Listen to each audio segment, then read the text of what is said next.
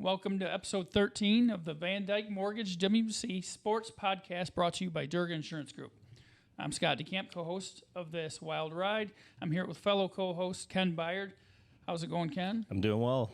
Happy Good. Monday. Fun time Saturday night, the Whitehall Sports Hall of Fame banquet and the after party. Yes, it was a great time. Yeah, we got to see Kurt Heisinger get inducted with 3 other Whitehall athletes, and then some networking after the ceremony. Very good, very good. Speaking of partiers, we're happy to welcome Mike Taylor. Woo! Welcome, Mike. So, this man really needs no introduction, but we'll give him a little brief one. One thing I can tell you is he has forgotten more about football than I will ever know. You must not know how to spell it then. You're in trouble. So welcome to the podcast, Yeah, Mike. looking forward to this. This ought to be a good time. Yeah. Anytime I get a chance to sit with Kenny and you we have fun, talk football, talk life, and this will be fun. Yeah. So that's what it's about. So before we get into that, we got a lot to talk about today. Intergalactic travel. Intergalactic travel is something I love talking about. We can get to that. That wasn't on the agenda, but I'm open. We'll just bump that right to the top. We will. So, speaking of... I've got my astronaut application in my wallet still. Speaking of some sponsors that are just far out. Oh, you like what I did there? nicely done. Grieve Law, West Michigan Joint Divorce Lawyers, Big Stone Therapies, Green Ridge Realty with Chris Dykema and Sarah Reel, North Grove Brewers, Foundation Systems of Michigan with John Botten, Coldwell Banker with Dave Duesenberry, who is no stranger to the weight room, apparently, Scheid Plumbing, Heating, and Cooling.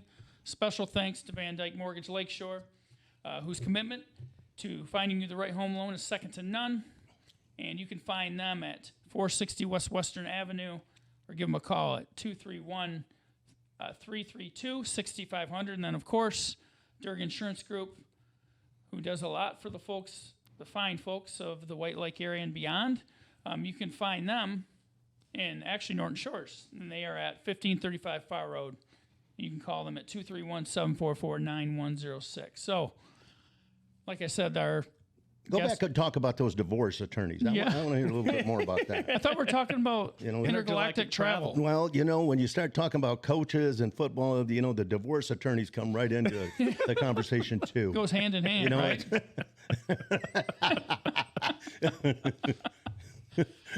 So, speaking of, give us your background on all that stuff, football and otherwise, about where you've been in your life. When I grew up down in Kalamazoo, Michigan. Okay, and it was an interesting. My father was a football coach, and so I was around football from the time I was 4 or 5 years old. And my father coached down in the Kalamazoo Central area, at that high school. And Kalamazoo Central's head coach at that time was Bobby Drake. Okay, and so my father worked for him, and they were like our next door neighbors.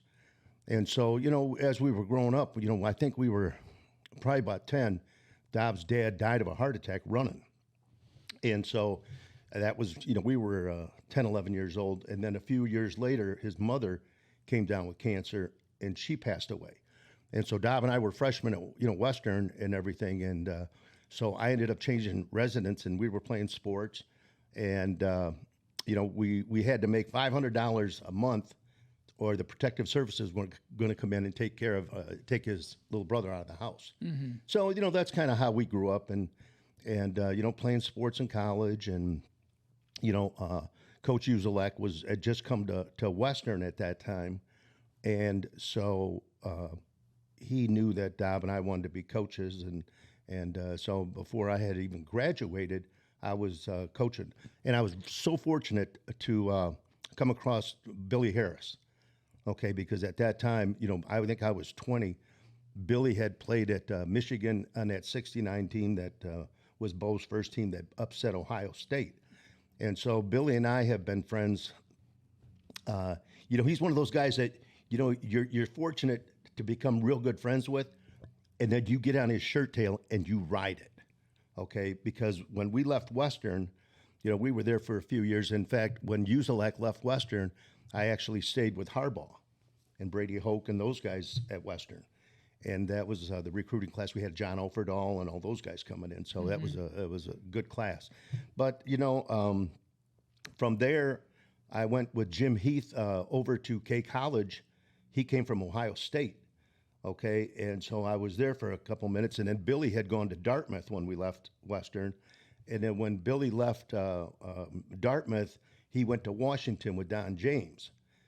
And so Billy went back to Ann Arbor with Bo and was talking some things over in spring football. And Bo said, you're not going back to Don James.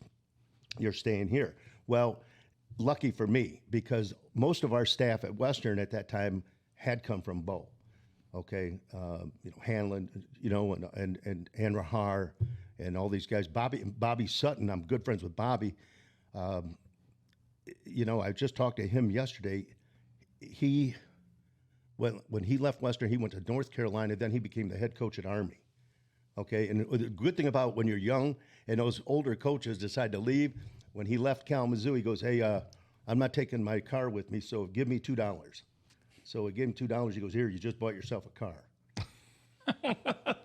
Okay, so awesome. So Bobby Sutton, he was the defensive coordinator with the Chiefs 2-3 years ago, and now he's in I think he's with Jacksonville down there as an advisor. But guys like that, we had such a great staff, and the guys all went on to do great things. But going back to where Billy was, when Billy went back to Ann Arbor, then all of a sudden they had somebody that had quit, taken a job or something, and left, in the middle of the season or at the end of the season. And so Billy called me and said, "Hey, you interested in coming over here?" I said, "I'll be there in an hour and 45 minutes." Okay. And so I hung up the phone, and I drove right over there. And so again, when I got there knowing Billy the way I did, I had Billy said, "You take the safeties, and work with these guys." And I had Trip Wellborn and Veda Murray. And so both just tremendous athletes, quality people. And, so it was a great experience. And Billy entrusted me onto a lot of stuff and gave me a lot of room to grow. So it was, and when you're in an environment like that, you're sitting there with, in meetings with, Gary Moeller's sitting here, Lloyd Carr's sitting here, Terrell Burton's sitting here, Alex Agassi, who was the head coach with Northwestern, and then, Bo's in there, and Les Miles and Cam Cameron. It's just amazing to see the people. And then you can't believe some of the people that come into these meetings, when we're taking a 15-minute break, Mary, the secretary, walks in, here, O.J. Simpson wants to talk to you. And then, 10 minutes later, sitting there, and Bo and O.J. it got ugly. It's ugly because O.J. wanted his son to come, to Michigan, and Bo said, "Well, he can be here in August and come on as a preferred walk-on," and O.J. wasn't happy with it. So the things you see when you're see what I mean by when I said he's forgotten more about football than I'll ever know. But you and here's another situation that you just don't see every day. People don't know about. We're sitting at that meeting, and Bo said Mary, who was his secretary from the day he got there, and Mary's got a clipboard. She's going around the room. Here's what I want you to do. If you've got children, I want their names on this clipboard. And it goes around the room, and Bo stands up, and he says, Nike wrote me a check today for $400,000. He goes, "I didn't do a thing, but they wrote me a check because we wear Nike." Mm-hmm. And he goes, "I can't take this money." He says, "So what I'm going to do is all you coaches here who have kids, I'm going to divide this up equally, put it in a bank account for their college education." Wow.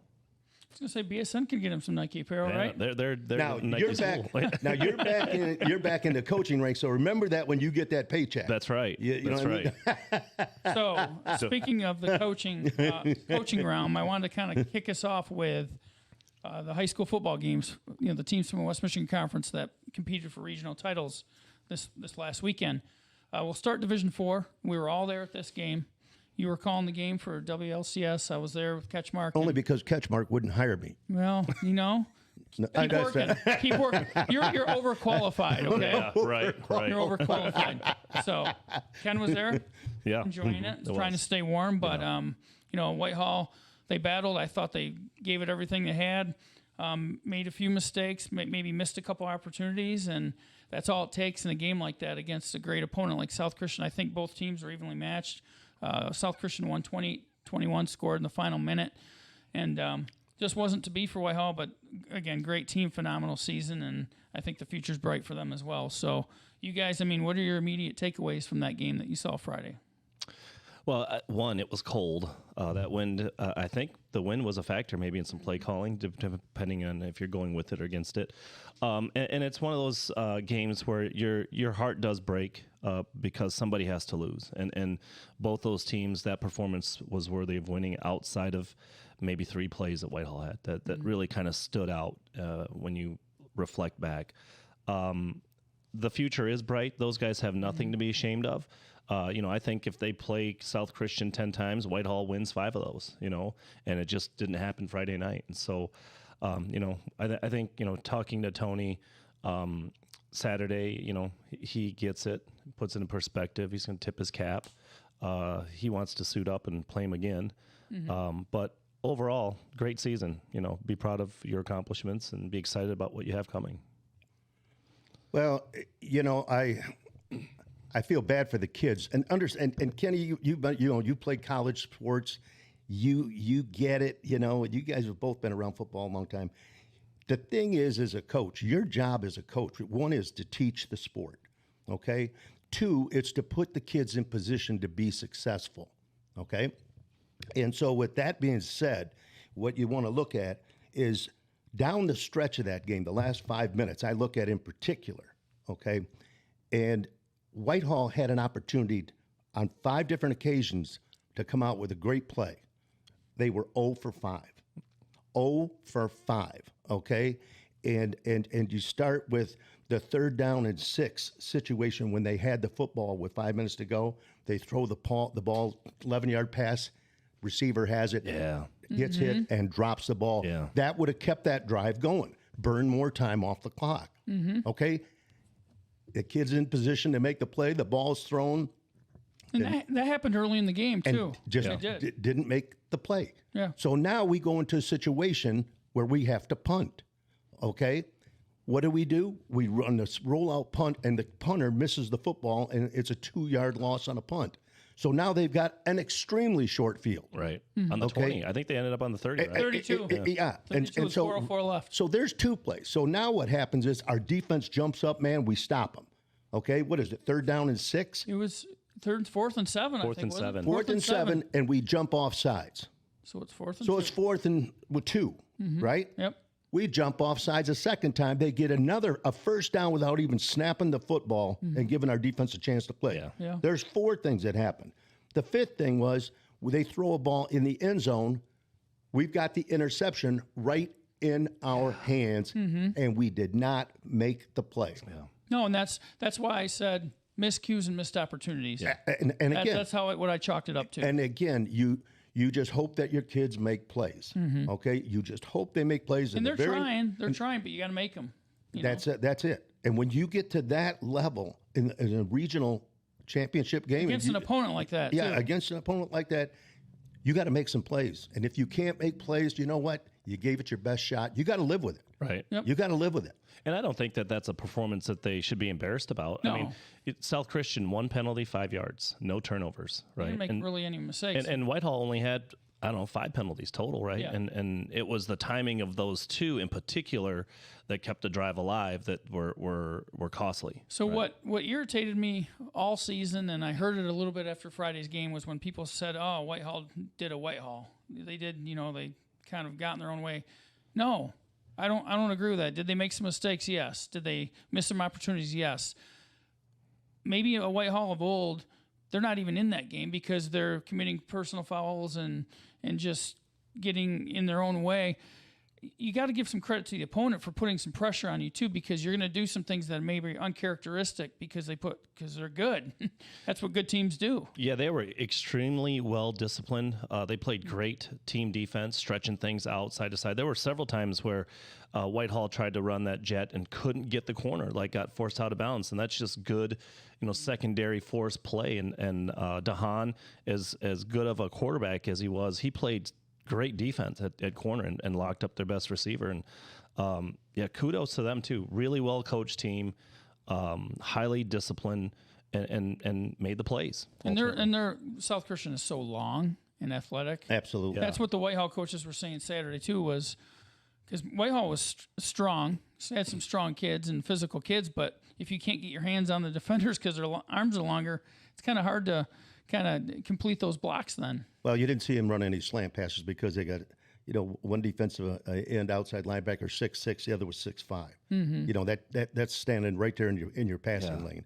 The other thing I thought was really when you talk about how disciplined and technique wise they were very sound. Here's the thing that I thought. I was impressed with how well they came off blocks on the perimeter. Mm-hmm. Yeah. For sure. They went out, we've been running this jet sweep all year with success. Boom, boom, boom. These kids know how to block from Whitehall and how well they came off those blocks and how fast they did it. Yeah. The other thing when you talk about same old Whitehall and blah, blah, these kids don't know anything about that stuff. They don't pay attention to it. They live in the moment. These kids live in the moment. So when they go out there to play, they're not thinking about what Whitehall did 10 years ago, 15 years ago. They don't even know anybody that played back then. Right. Okay? So they're just focused on what's in front of them. That's the way kids are today. They don't think about tomorrow. They don't think too much about a week from now. They're focused on right now, what's in front of them. Yeah, I don't even know what that means. That's Whitehall being Whitehall. That makes no sense to me. Like, they're in a regional championship game. What does that mean? I mean, Whitehall being Whitehall is dumb. That's whatever chatter that is. Stupid. Because I got a text and the person said, "What happened in the game?" I explained it, and they said, "Oh, so Whitehall did a Whitehall." Yeah, that makes. And no I go, sense. "No, it's not the same. Don't even go there for that. It's not. No. It's not that at all." But one other thing, I didn't know if you knew this or heard this, but Trainan Naylor got hurt in pregame. It's amazing he even played. Someone rolled into his ankle. He was hobbling off the field before they went in the locker room.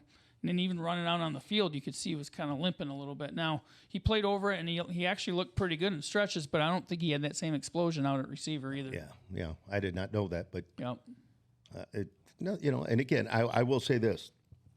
When you look at DeHaan and his statistics going into that game, and, he had completed more passes than Stratton had thrown. Mm-hmm. Okay, and so his statistics were pretty impressive. But I texted. Looking those up right now. I texted Coach Stratton, and I said, and there's no doubt in my mind, your son outplayed DeHaan. I mean, his stock went way up for sure in that game. His ability to extend plays, the way he threw the football. I mean, you could just see him. He sees the field very well. Yeah, I mean, very well. And so the stats in that game, these are Whitehall stats, so take it for what it's worth, because I'm sure South Christian's teams always look a little bit different with their stats, but Stratton was 10 of 17 for 151 yards with a touchdown, and DeHaan was 13 of 24 for 148 with 3 touchdowns. So he threw for more touchdowns but had fewer yards, more attempts. Rushing-wise, Stratton, 16 carries for 79 yards, DeHaan 24 for 88. So actually pretty close. Whitehall actually outgained them 325 to 281. So outrushed them 174 to 133, outpassed them 151 to 148. So, I mean, they were, like I said, to me, they were their equals. They just, South Christian made fewer mistakes, I thought. Exactly. There's no, like I said, to me, very well coached, very disciplined. The last 5 minutes of the game, we had those 5 plays in particular are backbreakers. Yeah, especially at the time that the down and distance, everything just fell right into place. The short field for him to go, the bad punt. I mean, the drop ball on 3rd down, the 2 offsides penalties back to back. We dropped the interception. Yeah, as any one of those plays goes good. Any one of those 5. Different outcome. It could be. Could be. So you're knocking on the door. And again, as a coach, you got to make sure you keep it in perspective and say, here's what my role is. You feel bad for the kids. Mm-hmm. That's who you feel bad for. And he took after the game, I don't know if you guys saw the comment during the interview, he goes, I got a bunch of kids who are pointing the finger at themselves. He said, in fact, he was telling us Saturday that he had kids come up to him after the game on the sideline. He goes, "I'm sorry I didn't win it for you, Coach," or "I made that mistake and we didn't win, Coach. Sorry that we didn't get you through, to to the next level. No, and he goes, that's not, the kids are holding themselves accountable. Right. And they were. And that just speaks to the culture, right? And so coaches do take that on themselves. They're supposed to, right? We're adults. But for kids to go up to a coach after that, a game like that, and say, hey, sorry about that, that says a lot about how you're doing things around there. And so, as a coach, it's got to make you feel even worse. Absolutely. Absolutely. Well, the one thing you know that's, especially when you're recruiting athletes, it's the next level. It was always taught that you recruit the content of their character first. Okay, you make sure the content of the character you're going after that person, he's got some substance. Those kids, by coming up and saying something like that to the coach, that's pretty impressive. I was impressed. That's heavy. That's heavy stuff. What I did after the game, because they were all, they were taking it really hard, obviously. And I wanted to talk to a few players. Talk to Tony right away. He's on the field. He took accountability. He goes, they're not wearing that. I'm wearing that accountability. And then so I waited for all the kids and everyone to come out of the locker room. I wanted to make sure they had time to hug their parents and family and friends and stuff. I didn't want to force a camera in their face right away. But I talked to Chase Nazarowski. He's always a level-headed kid. He did a great job. Nate Boley, who it had to be tough for him because he was involved in a couple of his plays there.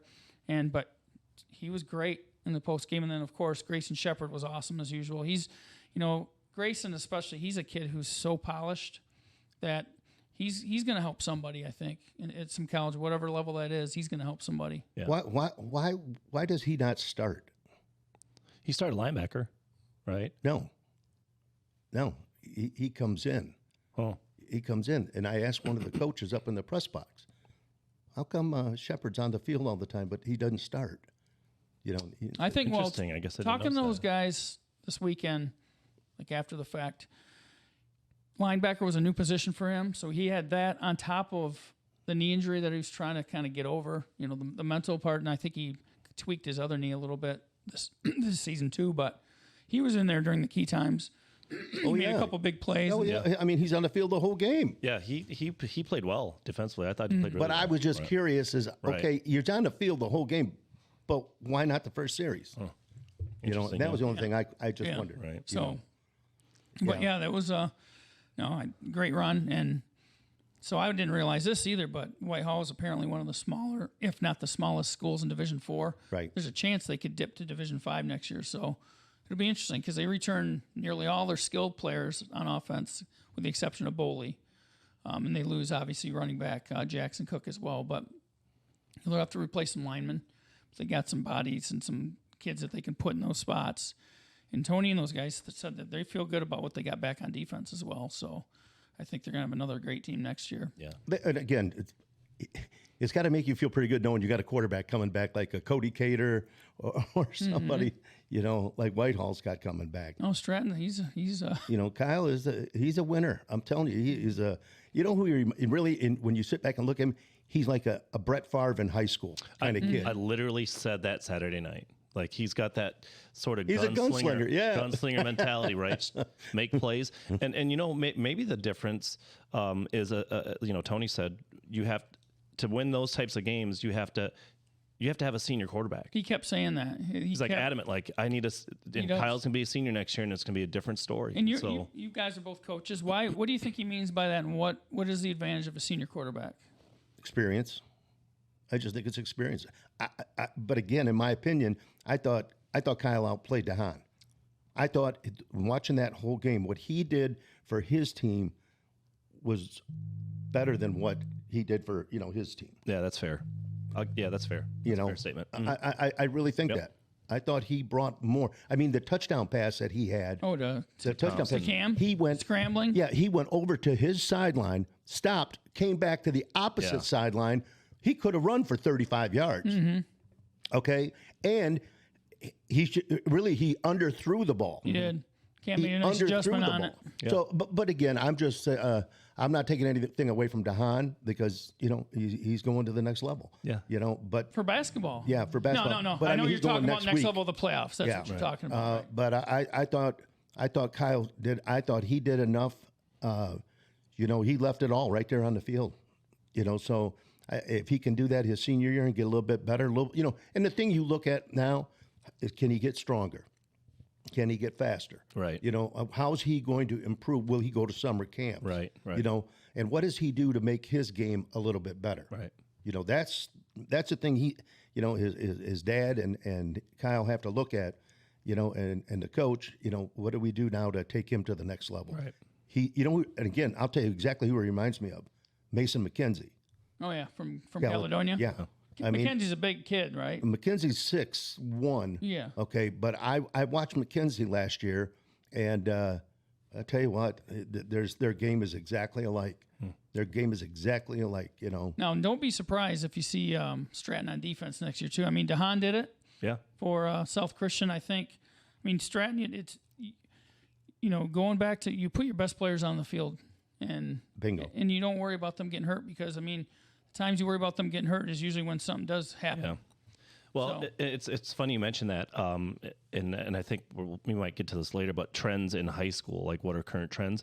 I'm starting to see more and more where quarterbacks don't play defense, right? Because offenses are so complicated, and they have to make reads and RPOs and all that stuff that they're more valuable just as a quarterback than they are at Stratton at safety or Hunter Hogan, obviously an exception to that, but. Yeah, I think you're starting to see that trend there, that quarterbacks aren't playing defense because they're so valuable. Yeah, I agree with that, and I also think that it has a lot to do with the numbers you have on your team. Yeah. Right. First off, if I'm a quarterback and I'm competitive, I don't want to come off the field. Absolutely. You don't either. Absolutely. If I can help our team, that's what I want to do. Right. And you don't think about getting hurt; you just go play. And hey, can you slide over to your right just a touch? We want to see we want the full Mike Taylor experience in the frame. There you go. But I think Stratton, if he plays defense, he's an athlete. He's going to make plays on both sides of the ball for you. Yeah. He's not going to hurt you. Nope. He's not going to hurt you. Nope. So, yeah, I mean, should be, they're going to watch South Christian go on. And they play Edwardsburg this week. And, I would say South Christian is still the favorite. And if they get to Ford Field and win it, then Whitehall's probably like, dang. We were right there. Right. But and the thing I will say that stood out also, Kenny, with me is that when I watch them line up, okay, and they're thin. I mean, they're a thin, tall, lean, thin team. I'm looking at them. What they did well, I thought, was their pad level.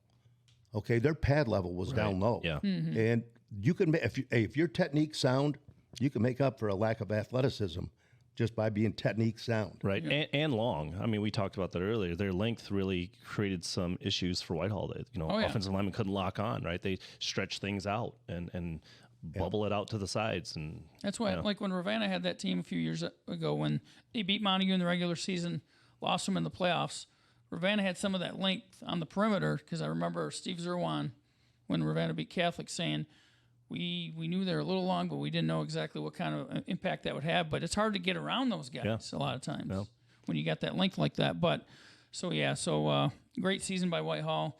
Saturday, Oak Ridge had an 8-6 halftime lead over Gladwin. Gave up a 62-yard touchdown on the first play from scrimmage by Earl. I'm trying to think of his Ellison. Campbell. Yeah, he ran like Earl. He ran like him. He was quick. Number 33 for Gladwin.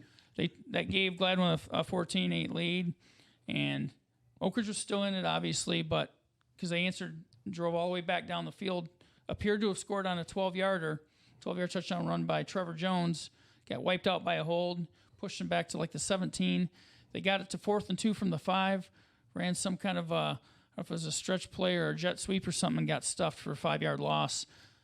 Gladwin takes it, drives 90 yards, and scores with 3 seconds left in the quarter to go up 20-8, and then that was wasn't over, but that was huge. That was a huge sequence. Yeah. And then Gladwin ended up putting it away 26-8. But another great run by Oak Ridge, but Gladwin was big and physical. Tough defense. Were they the better team? I think they were. Were they a better football team? I think they're a better football team than Oak Ridge. I do. It says a lot when you can go 90 yards on a drive against Oak Ridge. Yeah. Right. I mean, that's saying a lot about your physicality and your style, and it's tough to do that. You've got to be disciplined to do that. For sure. Yeah. Absolutely. Usually, I think they were. Usually, as a coach, you're going, hey, here's what we want to do. If they're going to score on us, we want them to go on a 12-play drive and go 80 yards. Right. Because not a lot of people can do that. Right. No. That's tough. The odds are in your favor to stop them. Absolutely. Yeah, Matt Danachuk, the Oak Ridge quarterback, said after the game, that the touchdown that was called back, He said, I missed a read too on another play that maybe could have led to a score. He goes, we left a couple touchdowns out there that changes the game a bit. And I think on balance, to me, Gladwin looked like a little bit better team, but I mean, Oak Ridge was there and they had opportunities. You just got to cash in again. When you get these opportunities, those miscues and those missed opportunities, it's kind of a theme at this time of the year. Yeah.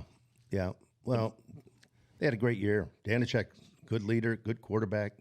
You know, he's another one that it'll be interesting to see what happens to him. And I know he's a multi-sport athlete. Right. Mm-hmm. You know, so it'll be interesting to see what he does if he can go on to the next level. Yeah. Trevor Jones is a really tough player for them. Running back and linebacker. tough, that yeah. kid is physical. He's always pushing the pile forward. Is he senior? He's a junior. Okay. Yeah, he's tough. He's a load. Yeah, He is a load. Yeah. He's a tough kid. So, great year by them. That was the Division 5 regional final.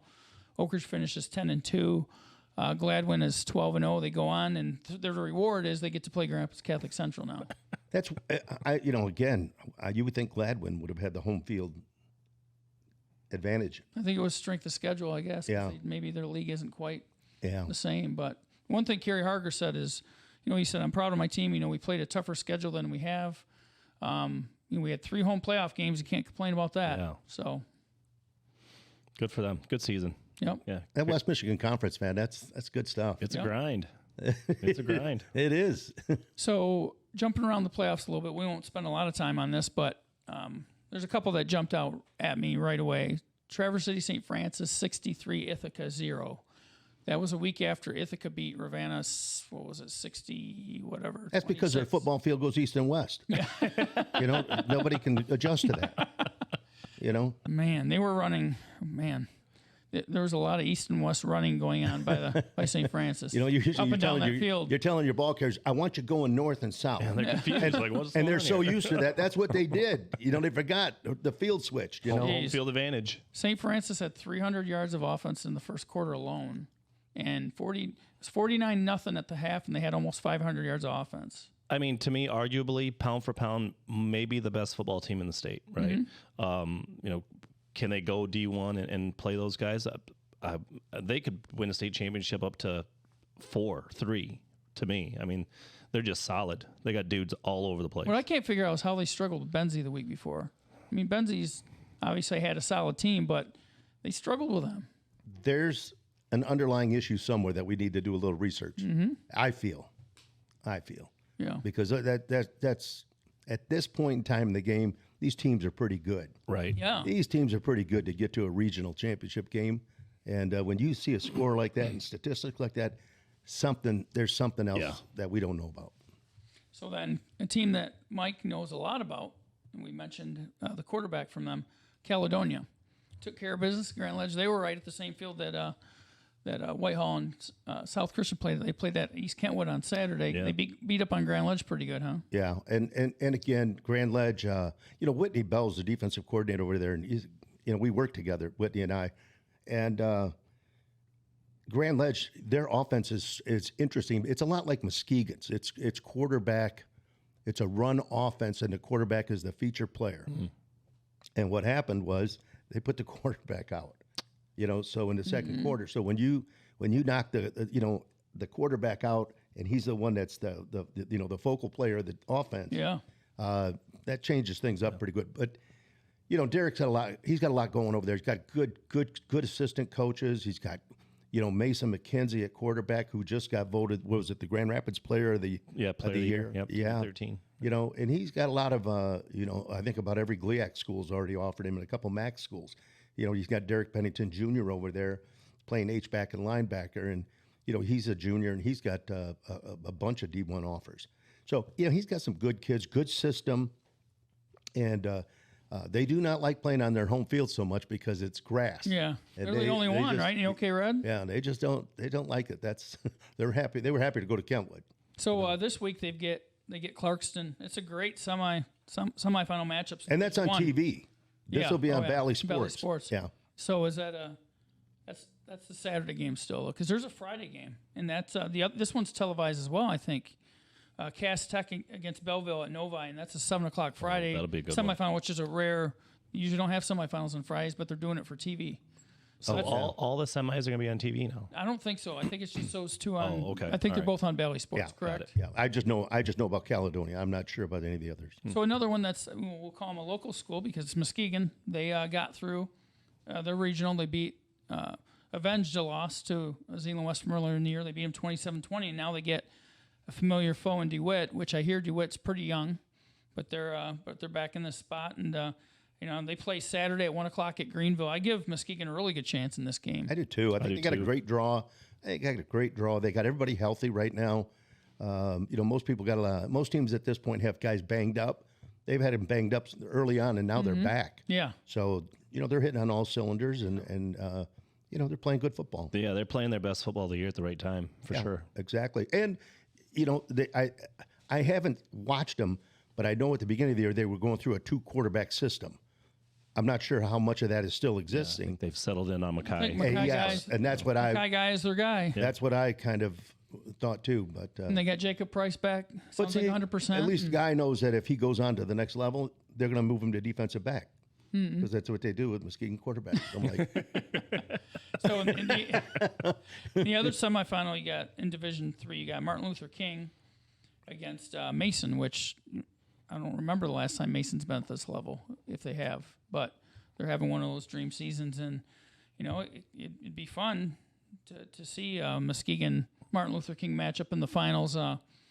They've played a couple times before in the finals, and Martin Luther King has a quarterback, Dante Moore, committed to Oregon, although there's a lot of rumblings out there that maybe They're gonna flip Mel him. Tucker might be flipping him to Michigan State. I don't know if there's any legitimacy to that, but it sounds like they're trying it. Michigan State they don't need a quarterback; they need a kicker. Yeah. Okay. Well, they Because- made a couple field goals on Saturday. Yeah, I was going to say going into that game, they were second lowest in the Yeah. country with 2 field goals made for the whole year. Yeah, that is an important part of the game. Yeah. So, but that's pretty much it for the playoffs. I mean, we could talk about that stuff all day, but I don't know if there are any other thoughts that you guys got on that. No, I just again, it's so much fun around our area. Yeah. And I do want to give a shout out.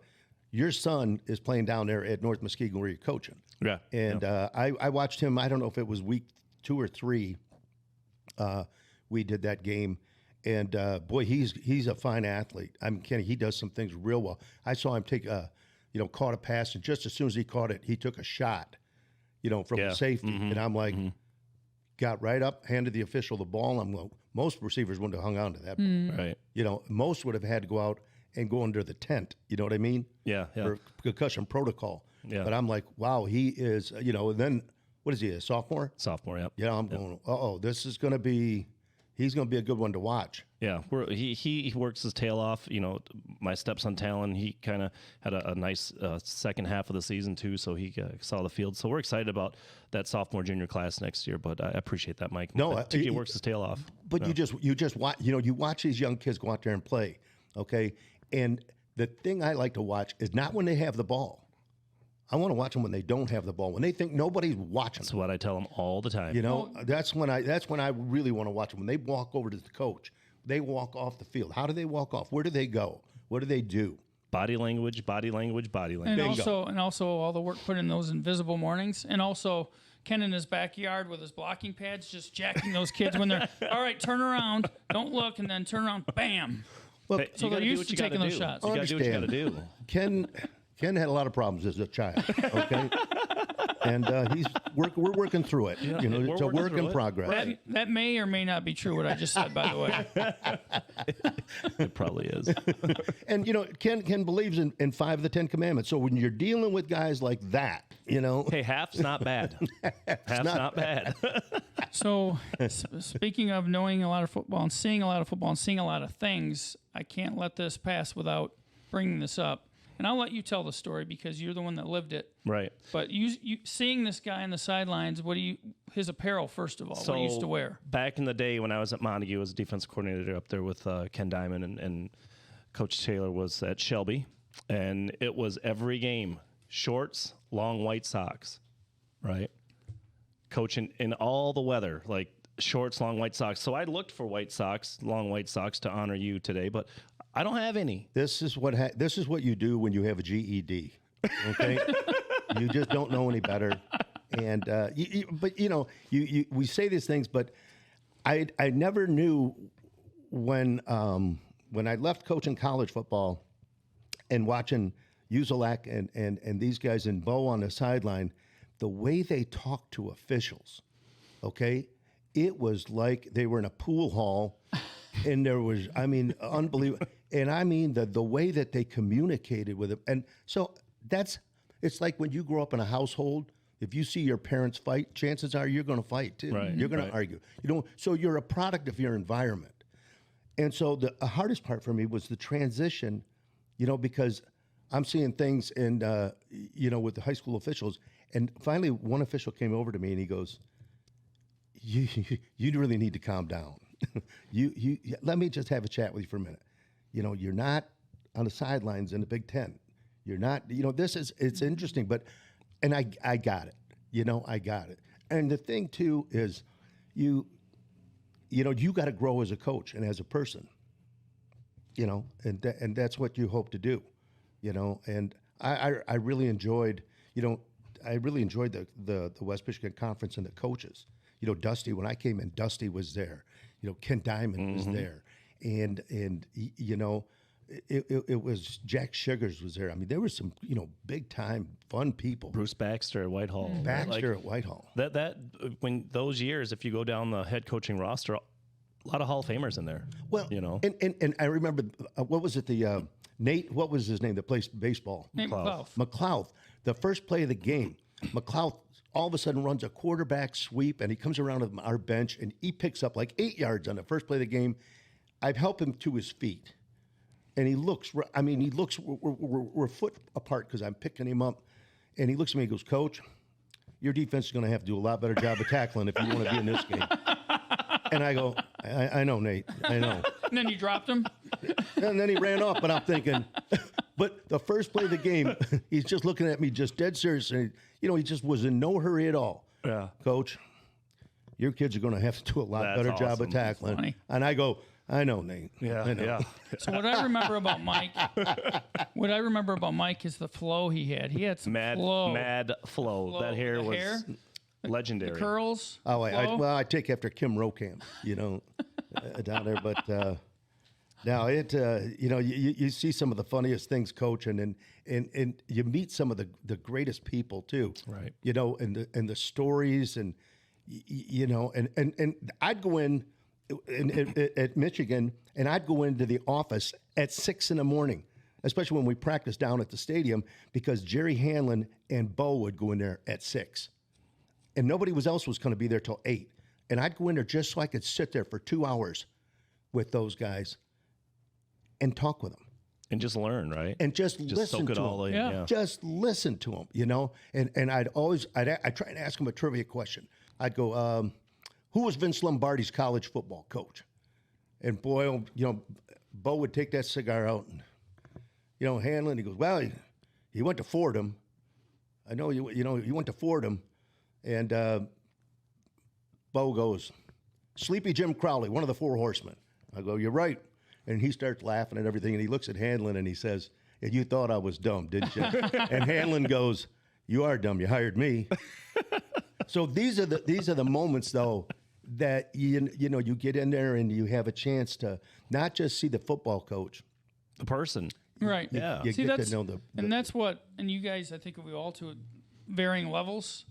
Like in my job, I can say that's what I really enjoy about it is obviously people see the coverage, but they don't see the practices or behind the scenes stuff of the games. And I've been able to do that in my job in different levels just to see some of this stuff and get access that just the common person doesn't have. And it's just, I've really appreciated that in my whole career. And that's what I love about it. Yeah. And as a broadcaster, we do the high school football games. We cover the sports area. But with football, this is the way, I have parents and people call me and text me and, why did that coach do this? Why did he what kind of a call was that? And the thing is, I never question the coach because I don't know his players like he does. Right. Mm-hmm. I don't know where those kids started at and where they're at today.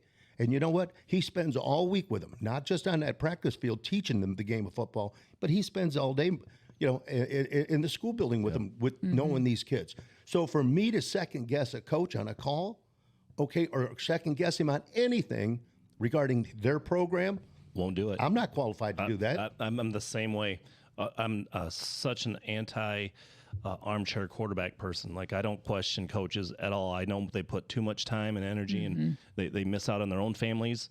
For me to think I have a say or can have an opinion on something they're doing, not doing it. I have too much respect for those people. Yep. We had a kid one time at Norwich named Ronnie Call. Ronnie Call was by 6'2", 240, but the other team, St. Joe, was driving down the field. They get down to like the 5-yard line. We have no timeouts left, and there's like 18 seconds left in the game. All of a sudden, they run a play up the middle. We stop them, and all of a sudden, the clock is. I'm like, oh no, this is. I want to change personnel and do something. And all of a sudden, Ronnie Call's laying on the ground. He's hurt, and he says, I can't move my legs. I can't move my legs.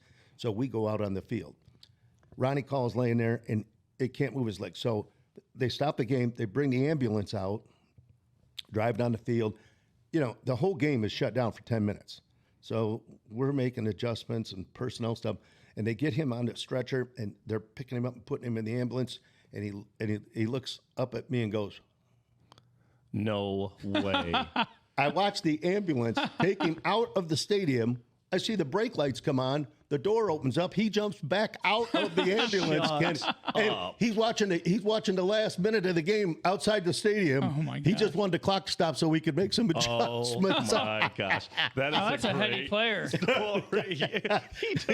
He rolled the ambulance right out. Hey, I'm not messing around. Everybody's clapping in the He's playing stadium. chess. Right. But He's playing chess. you see some of the most bizarre that's things funny. happen. I watched a guy, a linebacker, Dobb, quarterback shifted back in a rainstorm, shifted back into shotgun. He's going to blitz, so as soon as the quarterback goes back, he shoots over, jumps between the center and the guard, gets in the backfield, realizes what's going on, tries to stop Kenny, legs slip out from underneath him, he falls flat on his face, and he knows that he's dead. The referees haven't blown it dead yet, so he turns around, puts his hands underneath the center like he's a quarterback. So, that's good stuff. when you see stuff like this, you're going, "Oh, this is too good." You just can't make that up. No, but it's being a coach is interesting, and it's a great profession. It's a great way of life, and I don't know. I'd look back and say, when Pat Collins got the job at Monty, he called me. Yeah. And Mike, would you come here and coach? Was able to work for Dan Roan. When down here at Mona Shores, okay, when he got that job, called me, talked to me about job. So it's nice to know at least people think enough of you, want to talk to you about working with football, and and I'm so glad you're back in the game too. Well, thanks. You're good for it. And the game needs you. I look at we talk about changes in high school sports. I tell you the one thing I really think, Scott, head coaches have an obligation to, one, make sure that their coaches understand the rules of the game, okay? If you're going to teach a sport, you got to make sure your coaches know the rules of the game they're teaching, the penalties. So when you talk to the kids about holding, I don't get what game was it? I watched Western on TV last week. They intercepted a pass. The guy's on the 5-yard line going in. The outside linebacker goes out of bounds to hit the quarterback back on the 25. What part of that don't you get, son? Right. Yeah. This means nothing, and he went out of bounds to hit the quarterback. Okay, bring the ball back, lose a touchdown. Oh. So you watch these things and players, and so as coaches, you have an obligation to teach, the rules of the game, and make sure you develop your coaches. And the other thing is understand school law, because school law is different than, civil law. The rules that govern, if a parent comes in your locker room mad, upset, they could be arrested, okay? In that building, unless they've signed in at the office, They cannot be anywhere in that Right. building. Okay? So there's no reason for a coach to get into an argument, a dispute with a parent. You know, you just go get the police officer outside. I'd like to have this person arrested for trespassing. You know, so your coaches need to understand school law a little bit to protect themselves. For sure. You know, and those are just a couple of things out. So just you talk about changes in sports and football and stuff. What are your thoughts on the current playoff format? There's a lot of talk about maybe an all-in thing like what was done during the COVID year. What are your guys' thoughts on the current format, and does it need to change? I mean, I've since day one been a proponent of the all-in. It worked for COVID. Football is the only school in Michigan that doesn't have an all-in policy for playoffs. And I think it's just the right thing to do for kids, right? And so if we cut it to an 8-game season, there's less looking at schedules and not wanting to play this team because of points and this and that and the other. To me, the answer is all in. And it has been since COVID. We did it in COVID, and it worked. And I don't understand the hesitancy to bring that back. There's rumors that might happen not next year, but the following year. But why not now? We're a year away from starting the season again. Let's get all in now.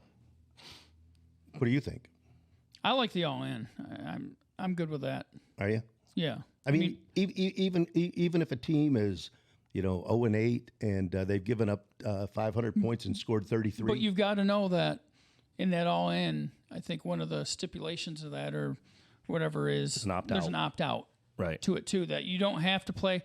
Now, I don't know what you think about that. And counter to that, if they did go all in, is that what they should do as well? Should that be a piece of that? And my whole thought is this: since they came out with this the way it is now, okay, this playoffs format, from day one, I said you're going to have problems. This is bad.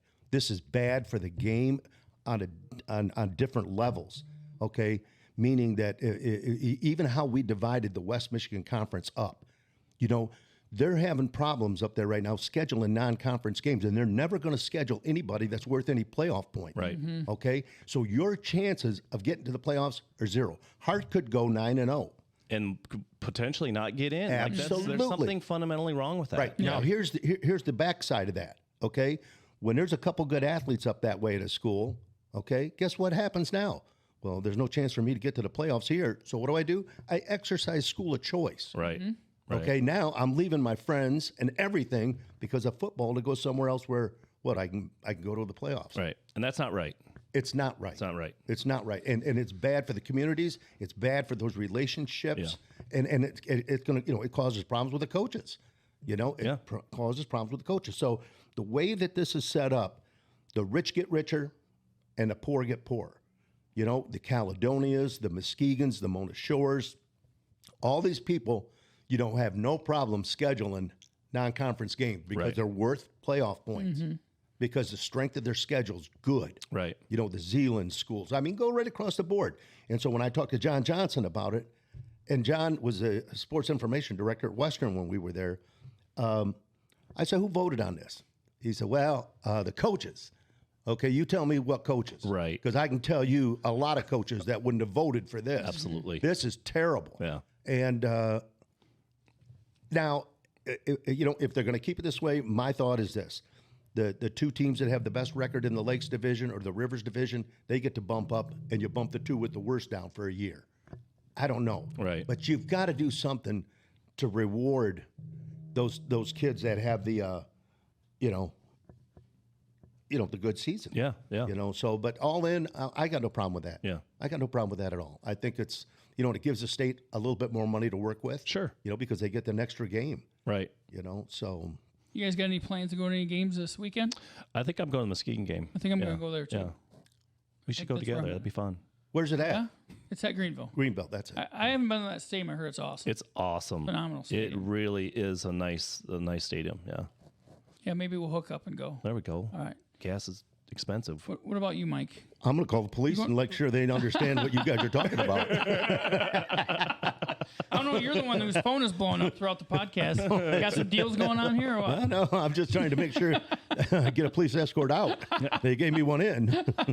Are you Handcuffs broadcasting? or what? No, we're done. You're done. Okay. Yeah, we're done. We're done. We're done. Yeah. CatchMark for football at least. Because I we do texted. have a volleyball team left, which Shelby Tigers play tomorrow at Well, Okay, Christian. by the time that this podcast publishes, it's Thursday. This will have already been played, but Shelby advanced to the Division III quarterfinals, playing Kalamazoo Christian at Unity Christian. If you guys haven't seen her, Nevaeh Gauthier, she is incredible. What's she going to do next year? She's going to come back to Shelby because she's a sophomore. Is she?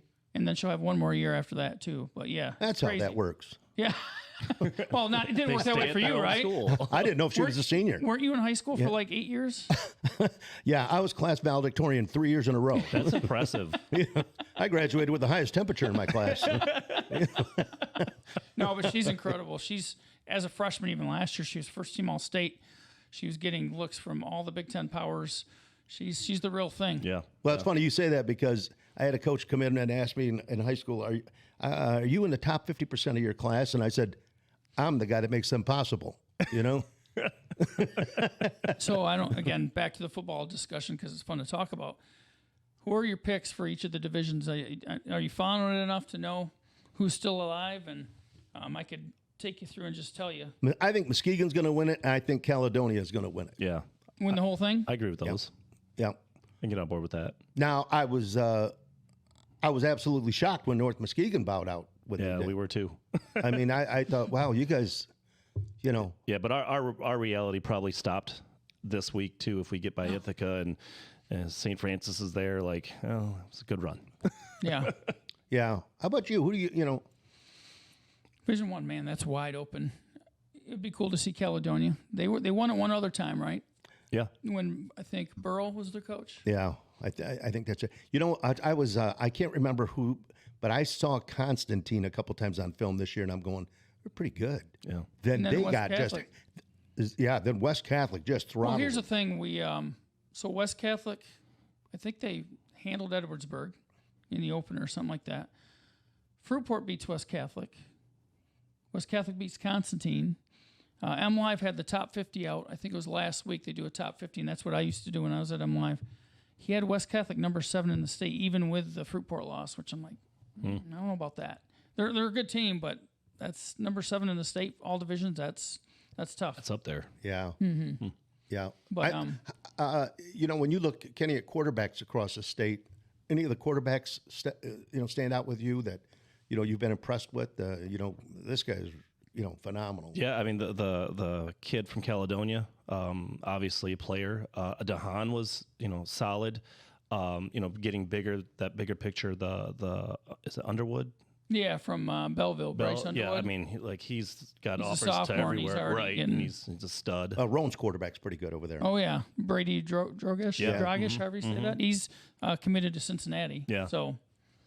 Yeah, I feel like if there's any position that's really evolved over time, it's the high school quarterback, and they just have to be their football IQ just has to be a lot greater. It's not you're not seeing a lot of wing T teams where quarterback just turns and hands it off. Right, they got to make reads, they got to study, they got to do all those things, and so you're starting to see those quarterbacks that kind of specialized probably isn't the right word, but they do off-season training with quarterback coaches, and those things you didn't necessarily see before, 20 years ago, but it's almost a must now if you want to be a quarterback that plays at any sort of high level. What's amazing to me too, Kenny, when we talk about this is back 20 years ago, you didn't see sophomore quarterbacks. No.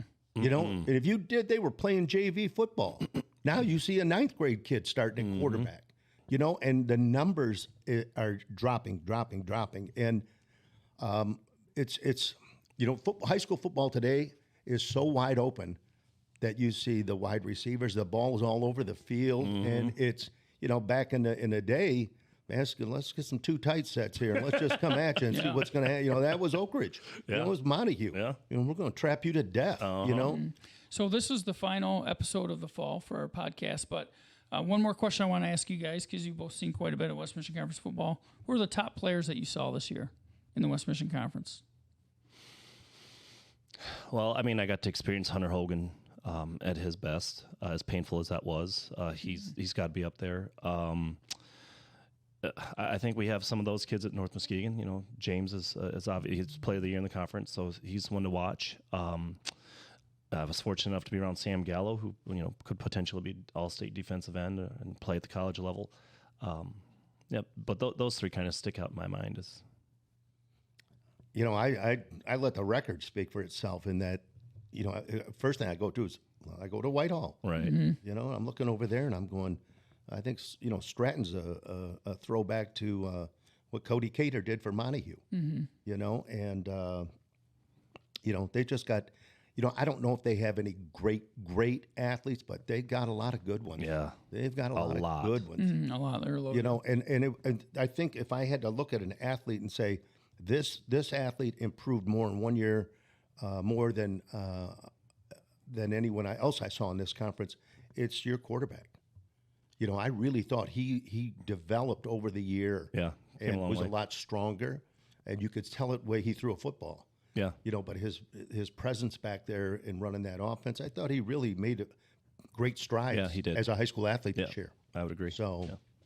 you know, but I think it's going to, you know, there's a lot of kids coming back. Could be a fun year, you know, next year. But, you know, again, Ravenna had a good quarterback. Oak Ridge had a great quarterback back there. And like you said, that's where these athletes are going now. Right. They want them with the football in Right. their hand. Absolutely. Right. All right. Well, thanks a lot, guys. That'll wrap it up. Thank you. Wrap up episode 13, and that'll do it for us for, like I said, the fall season. We'll be back in the winter season with this, you know, soon enough, probably in the next few weeks or whatever. But we want to thank our sponsors again, Grieve Law, Big Stone Therapies, Green Ridge Realty with Chris Dykem and Sarah Reel, North Grove Brewers, Foundation Systems of Michigan with John Botten, Coldwell Banker with Dave Duesenberry, Scheid Plumbing, Heating, and Cooling, and then our title sponsors, Van Dyke Mortgage Lakeshore and Durg Insurance Group. And again, thanks for being on, Mike. Oh, appreciate it, man. Anytime we get a chance to talk to you two guys, that's fun. I should get college credit.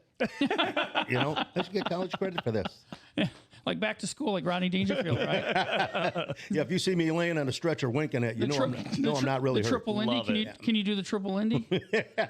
Triple, I can't even spell it. All right. Well, thanks a lot, guys, and for everyone out there, hope you're having a great week. Thanks a lot for all your support. See you.